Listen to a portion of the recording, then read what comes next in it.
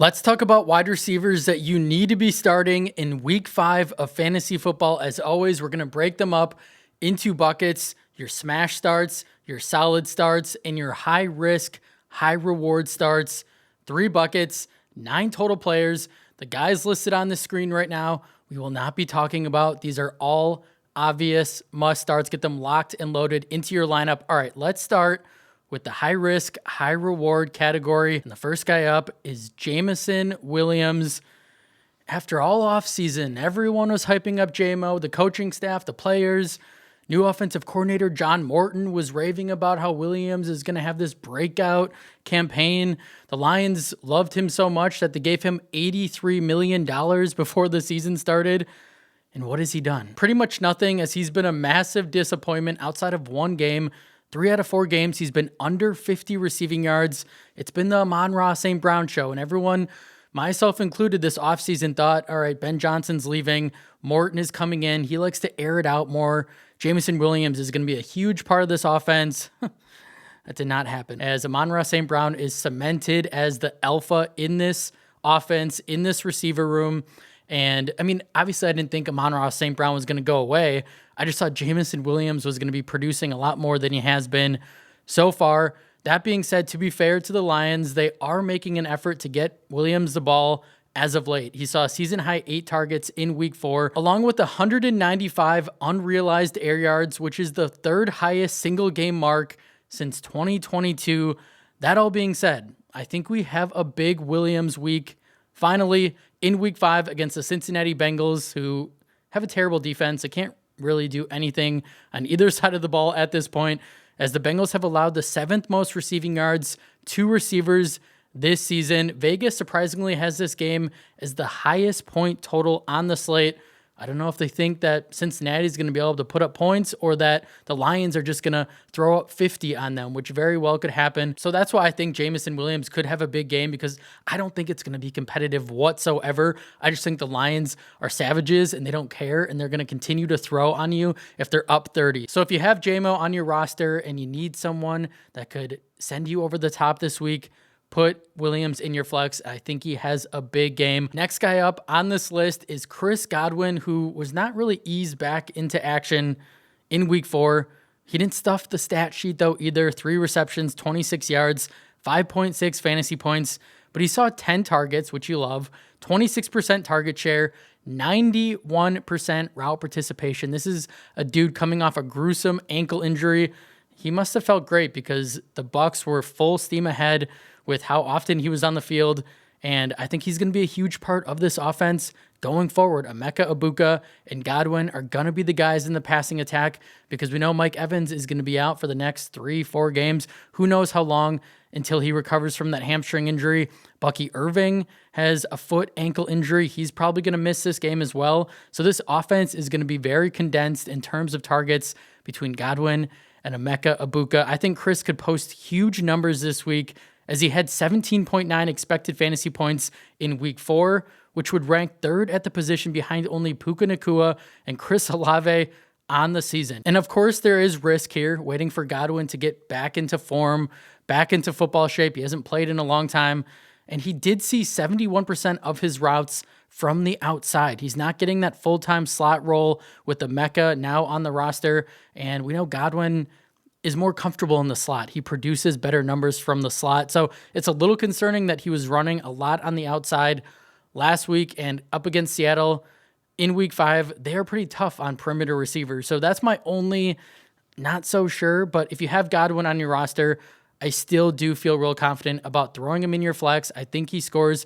his first touchdown of the season as well. And our last guy in this category is Khalil Shakir, who's kind of on a heater right now. He has a touchdown in back-to-back games. And in week 4, 5 receptions, 69 yards, found the end zone, 17.9 fantasy points, and has now scored at least 12.4 PPR points in 3 out of 4 games this season. We say this every year, but I think Shakir is one of the more underrated receivers in all of football. He's on a good Buffalo Bills offense attached to Josh Allen. He's going to continue to have opportunities to make plays, to rack up fantasy points. And I just really like Shakir as a player. He ranks 5th in yards after the catch. And while he's only averaging 5 targets per game, it wouldn't shock you if he had 7 receptions for 70 yards and a touchdown in any given week.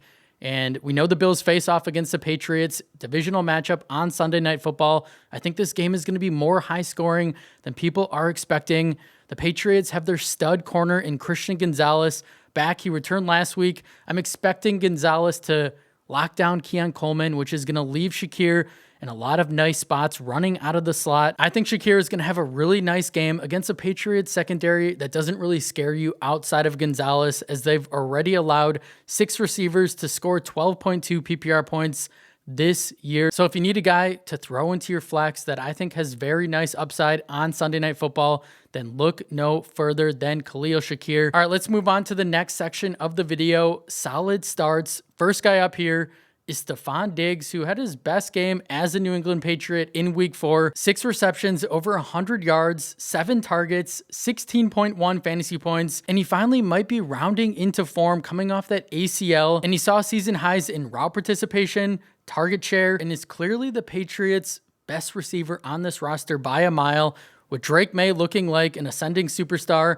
and playing really good football. I think Diggs is going to be the main beneficiary of that, as no one else has really stepped up in this New England wide receiver room. And this is also a revenge game for Stephon. As we know, he faces off against his former team, the Buffalo Bills, on Sunday Night Football.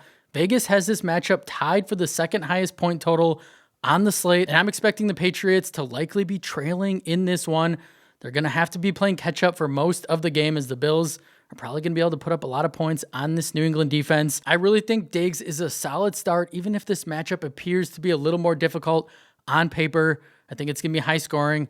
I like the revenge matchup as well. And Diggs, I think, is really rounding into form. May's playing really good football. And I think Diggs could really ball out the remainder of the year, especially in week 5 on Sunday Night Football. All right, next guy on this list. A lot of people are probably pretty upset if they drafted him in fantasy. It's been really rough. And it's AJ Brown, who has done next to nothing outside of week 3, where he put up 22.9 fantasy points. But the volume has been there, as he's been averaging 9 targets per game over the last 3 weeks. The concerning thing here, though, for me is that only 52% of his targets have been deemed catchable. That's the 3rd worst mark among receivers with at least 75 routes. So this is a Jalen Hurts problem more than anything. Like, we know Hurts is not a bad quarterback overall. I think he can figure this out, but I also don't love the creativity or lack thereof on offense with losing Kellen Moore as offensive coordinator. Like, this offense has been stale. It's been boring. So those are concerning things. Jalen Hurts needs to throw the football more accurate. And this offense is very predictable right now, which has not been great for Saquon Barkley, for AJ Brown, for Devontae Smith. We know Brown is frustrated. If you're a Brown owner in fantasy, you're frustrated as well. I'd honestly be trying to buy extremely low here if possible, because talent always wins out. I do think that this offense figures it out, even though it has been really disappointing to start the year. It cannot get much worse. I do think better days are ahead for not only this entire offense, but for AJ Brown specifically. It's mildly concerning that Hurts has been very inaccurate, but I don't think that sticks. I honestly think maybe it's just a gut call here. Like, if you want to bench Brown, I get it. I would not recommend it. It is a tough matchup against the Broncos, against Pat Surtain, but I think that Brown is too good of a player to be this bad in fantasy. I think Hurts is going to make a real effort to get him the football. Hopefully his targets are a little more accurate. And if you have Brown on your roster, you probably don't have a better option. So I would still be starting him. I would be buying extremely low, trying to get him on your roster now before he has a couple of big blow-up games in a row, and then he'll be pretty hard to trade for. So start Brown. I think you can feel good about it. All right, last guy up in this category is Deebo Samuel, who's looking like one of the biggest steals in all of fantasy drafts so far this year. Wide receiver 10 right now, averaging 16.3 fantasy points per game, and has topped 17 fantasy points in 3 of his first 4 games this year with the Commanders. He looked great last week in a game with Marcus Mariota as the QB1, 6 receptions, 72 yards, found the end zone, 20.1 fantasy points. We talked about this all summer. Deebo is the perfect fit for this Clint Kubiak system. He's a better fit for this offense than Terry McLaurin is, who's not even on the football field right now, which is really helping Deebo's overall value because we know McLaurin is hurt. And Deebo has just been balling out as he ranks 3rd in yards after contact, 4th in missed tackles forced on receptions. This is still a really good player. He has plenty of juice left in the tank. He's still very explosive and gets a massive boost in week 5 because we know Jaden Daniels is going to return in this one coming off that knee injury. And as we just mentioned, he's going to get another game, most likely, without much target competition. If Terry McLaurin is not on the football field, the passing game, Washington's passing attack runs through Samuel. Even in a tougher matchup against the Chargers, Debo needs to be in all lineups. And I think this game, another game that could be high scoring.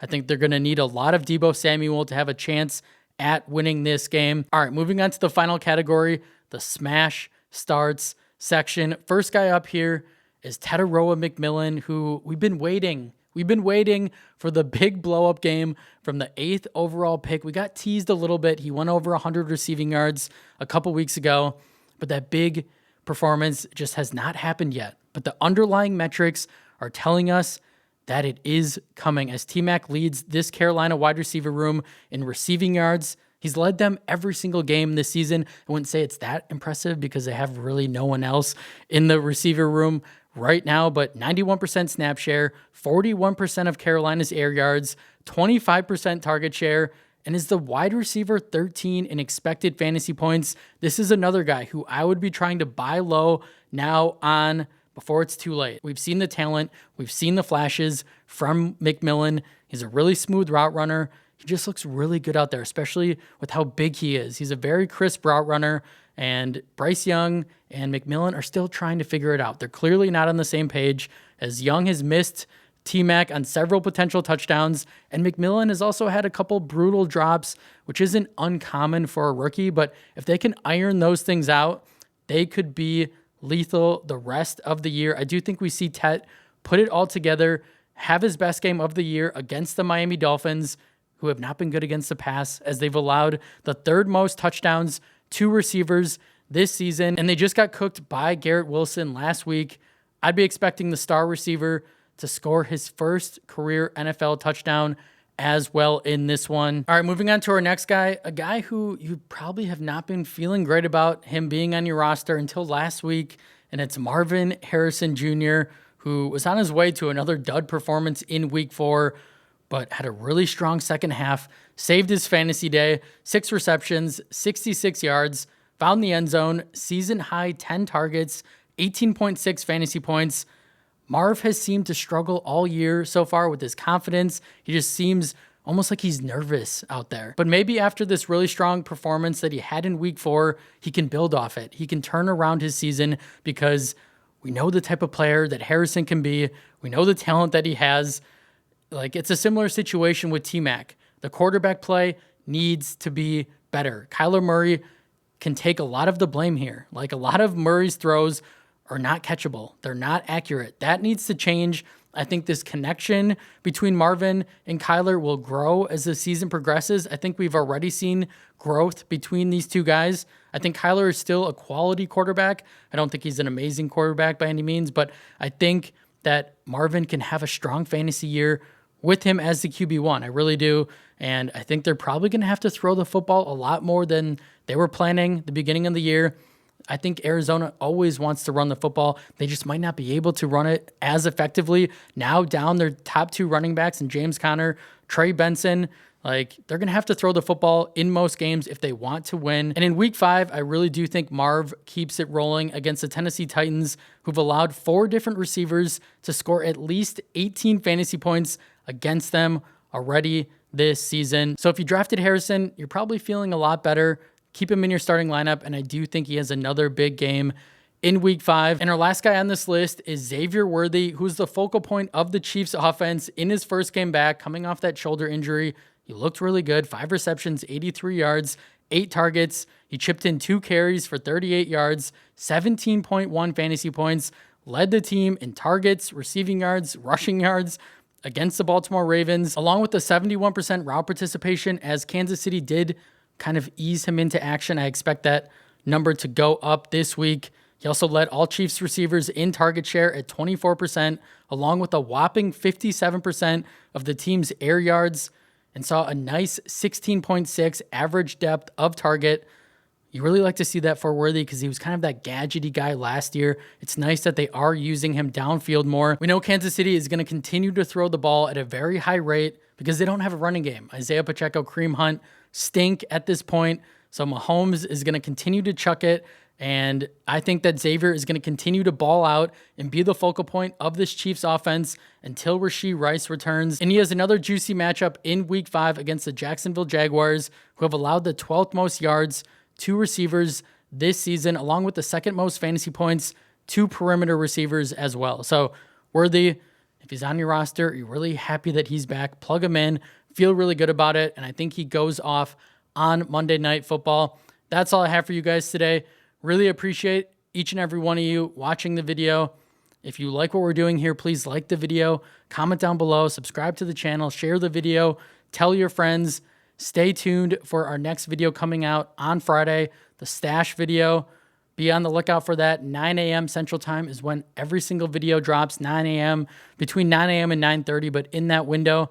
Again, thank you guys so much for watching, and I'll see you in the next one.